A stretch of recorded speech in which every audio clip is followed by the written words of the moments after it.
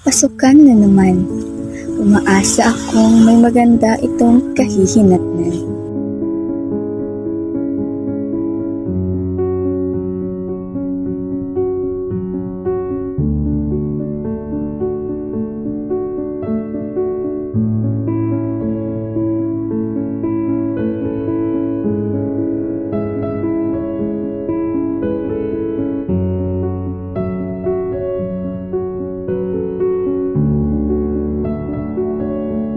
Sa aking pagpasok sa silid-aralan ay may taong pumukaw sa aking isipan.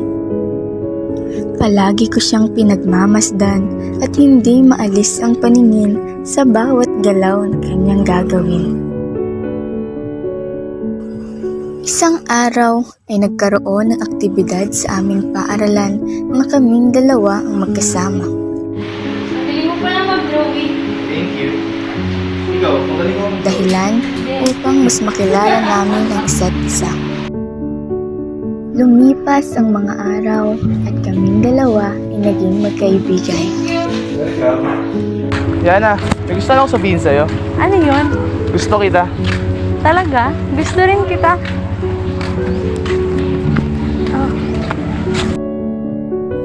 Hindi na malayang nahulog na ang loob at dumating sa puntong nagkaibigan.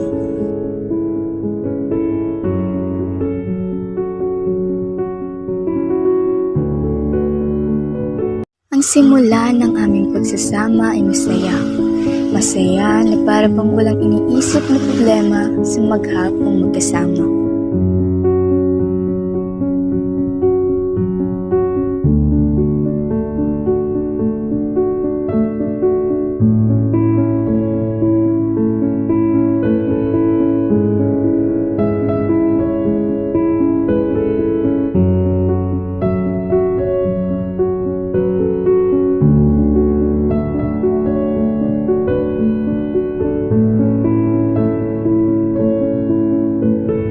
Good morning, everyone. I'm Aliana, your new classmate, and I hope to be friends with all of you.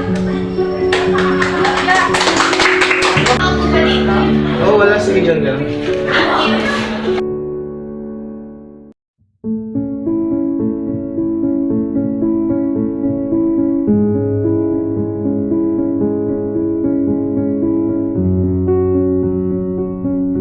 Pwede bang marinig kung paano ka tumugtog? Sige.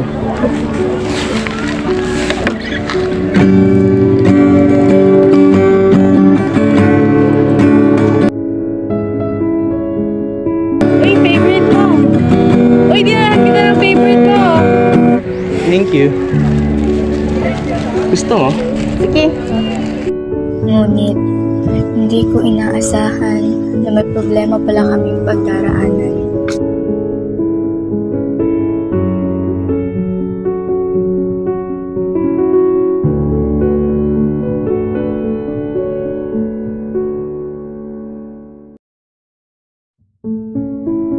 Enzo, pwede ba tayo mag-usap?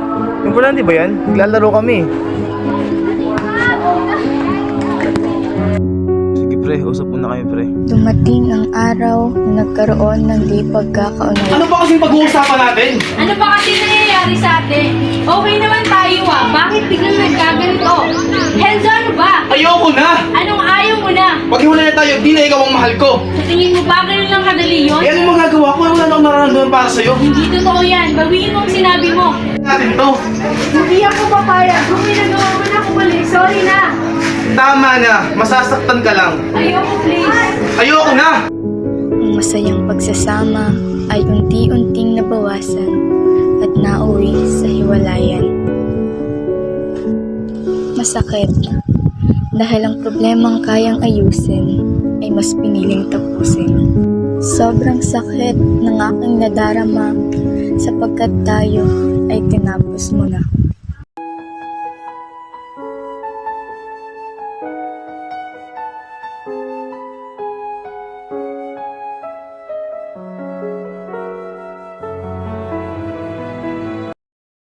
Sa tuwing pagmamasdan ko ang karagatan, umaasa kung kaya nitong dalhin ang hapdi sa aking dibdib at dalhin sa kung saan.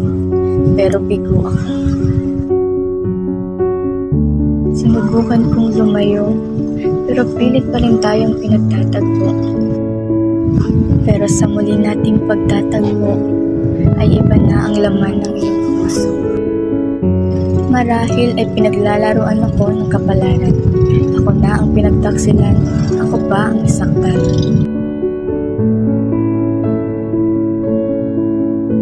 Hindi ko lubos sinasahan na ito ang kahahantungan sa kaligayahang nais ko lang sanang makamtan. Ngayon, ang alaalang naiwan nating dalawa ang tangi kong napanghahawakan. Ngunit patuloy ko pa rin itong iingatan sa aking puso at isipan. Dahil sa mundong ating ginagalawan, ang pag-ibig ay hindi patas at hindi makatarungan. Ang nasimulan nating masayang pagsasama ay nagtapos na iba ang iyong kasama.